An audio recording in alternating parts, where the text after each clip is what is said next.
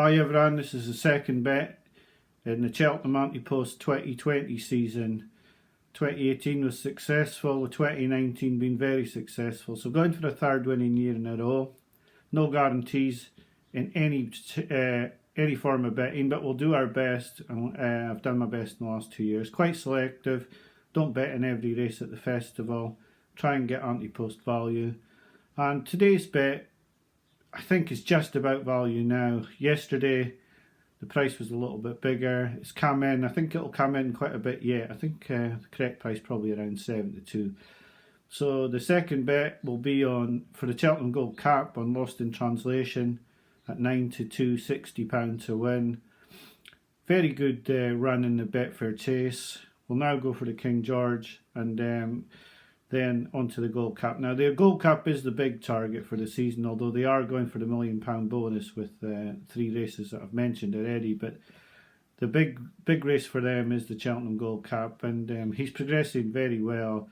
His win last season over top of the game at Aintree marked him out as a horse that could start to look at Gold Cup aspirations this season. He's come out this season, he's won nicely at Carlisle over 2 miles 4, and then won the Betfair Chase against Bristol Dumai in his own backyard on Saturday. So looking towards that as a bet.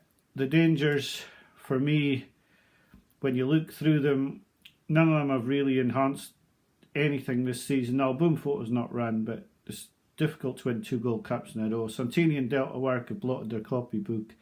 Although Santini won, he wasn't impressive, and Kemboy has the problems with his syndicate. So the price in Lost in Translation looks like it can only contract, and the only reason that it would go out is if he didn't win in the King George.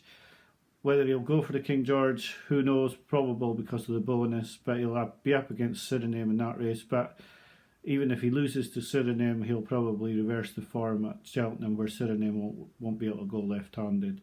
So yeah, he's the bet, £60 win on him. Sort of explained most of the reasoning why. The other bet was on £40 on Honeysuckle for the Mayor's Hurdle at 5 to 1. That's 2 bets already out of a bank of 500 this season. 2 bets already is a bit more than I would expected to put off, but both seem value to me, and I think there's a good upside to both of them. But it's 4 months to the festival, so it is a bit early to be putting too many anti-post bets off, and I can't see that we'll have too many before Christmas, maybe one more or so. I will put some anti-post thoughts up in all the videos that I do this season. I was making notes last season, not putting them up on the videos and not putting them up as bets, but I will mention them in the videos. And the 2 horses I've been looking at are Cour Sublime for the Champion Hurdle at 25 to 1. I know 5-year-olds don't have a good record, but this horse is well regarded at home, and he's starting to take that homework to the track now. I think he's got a fairly good chance. He's come out of Downwell this season and won.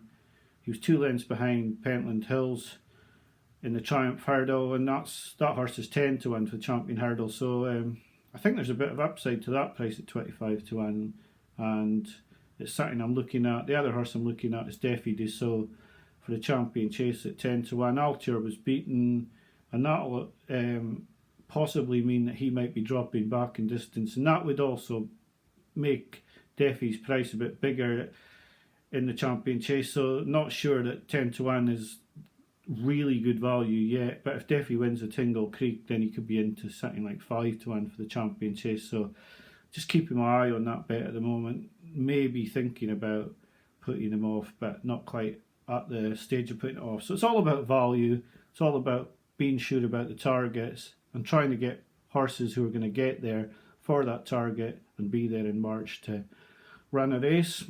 We've tried hard to make a profit and managed it twice, and that's the target again this year. We'll do our very utmost to win, but there are no guarantees in betting. It could end up this year that I won't make a profit, but you can be assured that I'm backing all the horses and that I'm very hopeful that I've got your value. And you should only be backing them if you fancy them yourself. You shouldn't just be backing these blind. You should be saying, "No, I fancy Benny Deju against Honeysuckle," or you fancy Boom Photo against Lost in Translation. You back those. But anyway, that's the bet. I wish you a good week. I may put some thoughts up for the Hennessy meeting. If you want me to do that, please comment below. If not, I'll be back with the third anti-post bet when it comes up, and some thoughts on other horses that I may have seen or I'm thinking about backing for the festival this year. But for now, I'll say goodbye. I wish you a good week, and thanks for watching. Please subscribe. Bye for now.